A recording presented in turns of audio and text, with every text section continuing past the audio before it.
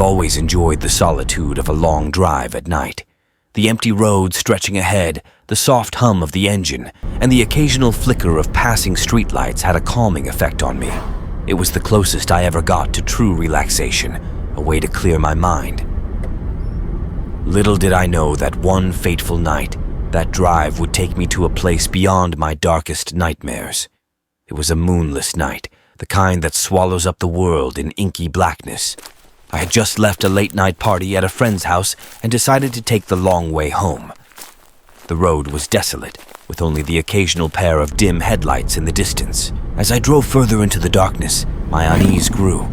The woods on either side of the road seemed to press in on me, the trees looming like silent sentinels guarding some dark secret. My headlights cut through the darkness like a feeble sword against an encroaching void. I tried to shake off the growing sense of dread, attributing it to fatigue and the eerie atmosphere.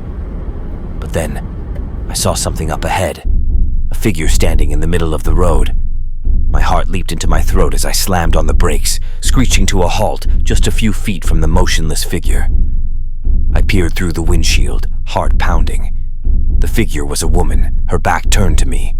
She was wearing a tattered white dress that seemed out of place in the middle of nowhere. Her long, disheveled hair obscured her face. I felt a shiver run down my spine. "Hey, are you okay?" I called out, my voice trembling. There was no response, just an eerie silence that hung in the air like a thick fog. Panic clawed at my chest, urging me to reverse and get out of there, but something held me in place. It was as if the night itself had me ensnared. Summoning all my courage, I cautiously opened the car door and stepped onto the road. The gravel crunched beneath my feet, the sound deafening in the stillness of the night. "Hey, miss, are you lost?" I tried again, my voice trembling.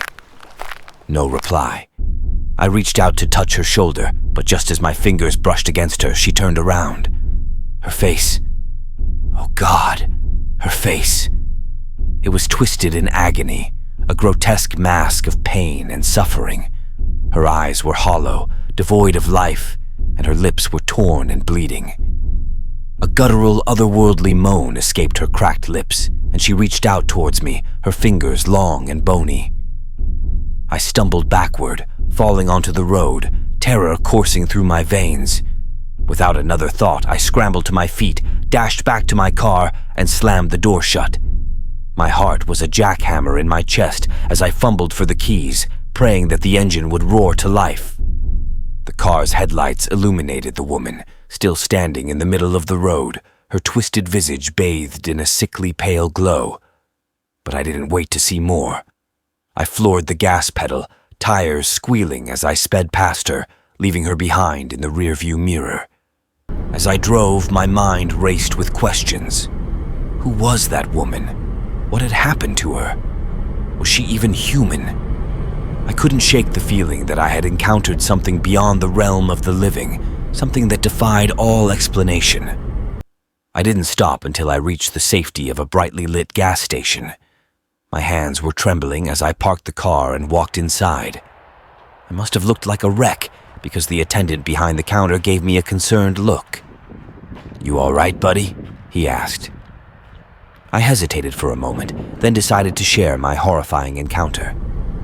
As I recounted the nightmarish woman in the road, the attendant's eyes widened with a mixture of disbelief and fear. "You ain't the first to see her," he said in a hushed tone. "Folks around here call her the ghost of the midnight road.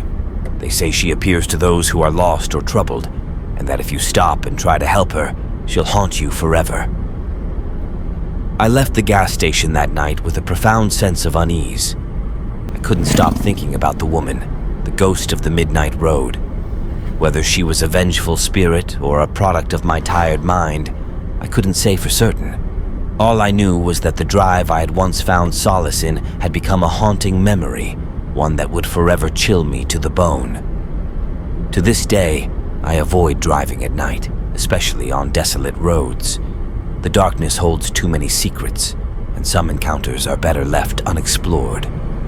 The memory of that night still haunts me, a reminder that the line between the living and the dead is thinner than we'd like to believe. and that sometimes the most terrifying things can happen when you're simply trying to get from one place to another in the dead of night.